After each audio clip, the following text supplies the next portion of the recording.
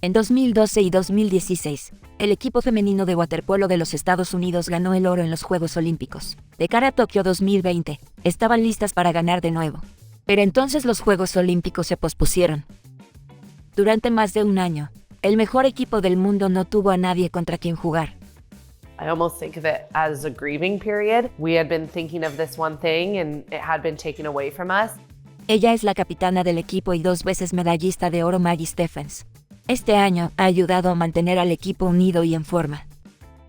Below the water is going to be very physical. A lot of grabbing, kicking, punching that you don't necessarily see. You have to be able to do all of this in the weight room, jump in the pool, swim up and down, wrestle with somebody, not have any ground, and shoot a ball past the best goalie in the world. Cover some ground and move forward. Pasamos una semana con el equipo olímpico de waterpolo para ver cómo se entrena para defender el oro.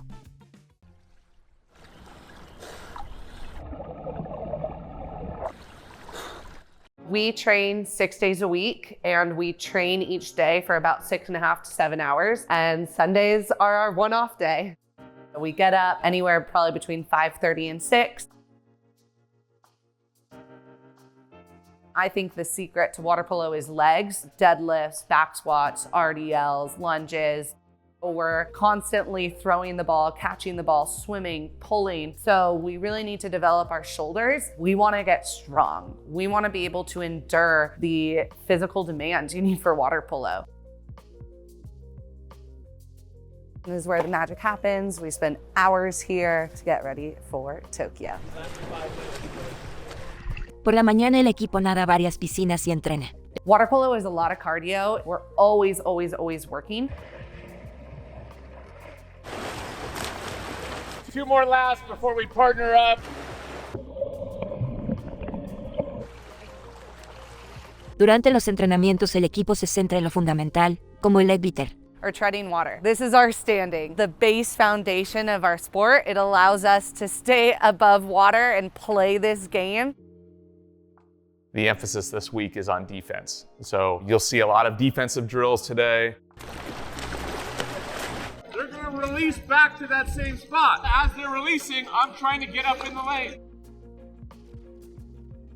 Now we're in maybe my favorite portion of practice, which is passing. If you can't pass, you can't play.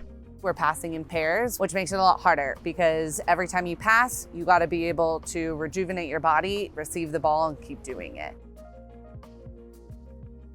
This is our base position for holding a water polo ball. She can use her core, her legs, and her shoulders to execute a pass, a shot.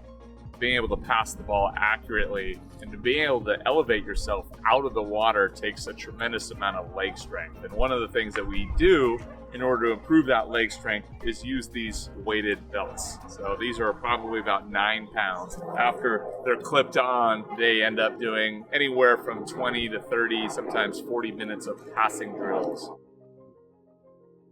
Right after you pass, you got to get back to those strokes and then be ready to receive the next ball.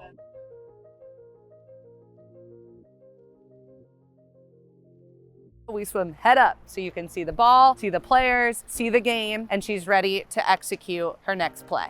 This is what we call our dribbling. So we put the ball in front of our face and we use our elbows and our strokes to almost create a channel for the ball to flow. You're using every single muscle in your body. You can even see the concentration and focus in her face. En otro momento de la práctica, las jugadoras se atan con bandas. That band is attached to the wall and they're going to be pulling the band as far as they can using all of their strength and actually going against the people on the other side. So it's also kind of a fun competition to see who's stronger.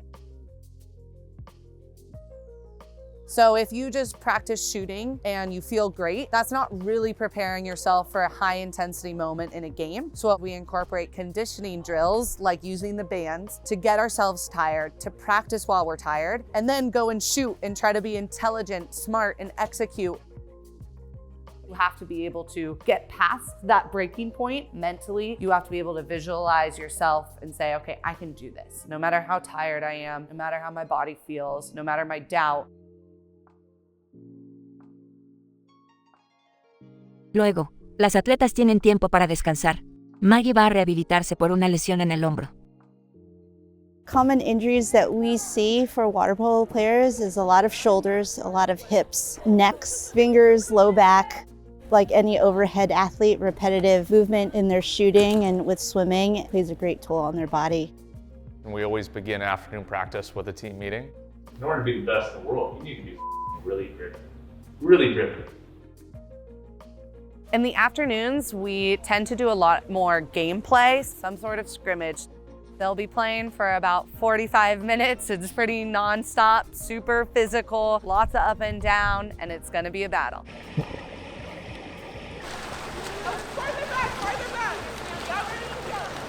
Get up on your legs quickly. 2-0. Look, make sure there's eye contact before you pass it. 7, 6, 5,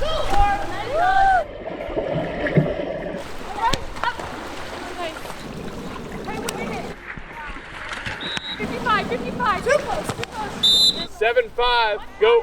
Watch this, too close. Up. You can see it getting a bit heated, very competitive. So underwater, the ref doesn't see, but somebody might have a hold of my suit. I mean, you can see scratches, which is part of the game. I think that competition is really a huge part of our sport, being able to play all these different styles and the different teams that are going to be playing at the Olympics. We would typically play anywhere from 40 to 45 games in the calendar year leading up to an Olympic Games. Pero eso cambió con la prohibición de viajar y la cancelación de las This year we competiciones. played 0. We haven't played a game in a year and a half.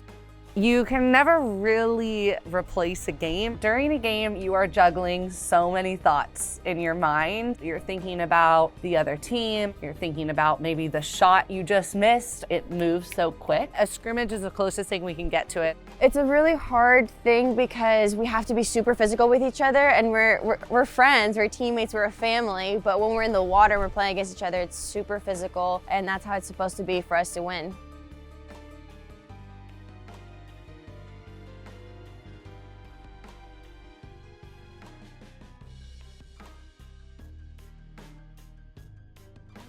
I think the challenges that come with being a water polo player at this level is just the demand on your body. But hopefully soon we'll all be on the same side. So we won't be facing each other as teammates, but we'll be a team facing another country, another opponent. And then I'm gonna know exactly what Paige Hochschild wants. Rachel Fatal knows me. She knows my weaknesses and can kind of supplement me there. She knows my strengths and exactly where I want the ball. The consecutive wins certainly put a target on our back. Anytime you have success, the target gets a little bigger, and then you add the 3 letters, USA, and that'll do it. But we wouldn't want it any other way. That brings the best out of us as well. I think if COVID has taught us one thing is that we don't know what's gonna happen. Hopefully I'm healthy enough and still a good enough player to continue playing this sport. But for now, I'm focused on Tokyo, hopefully do well at the Olympics and hopefully bring home the gold from the Olympics. Which teams are you most worried about? I'm not worried about anyone.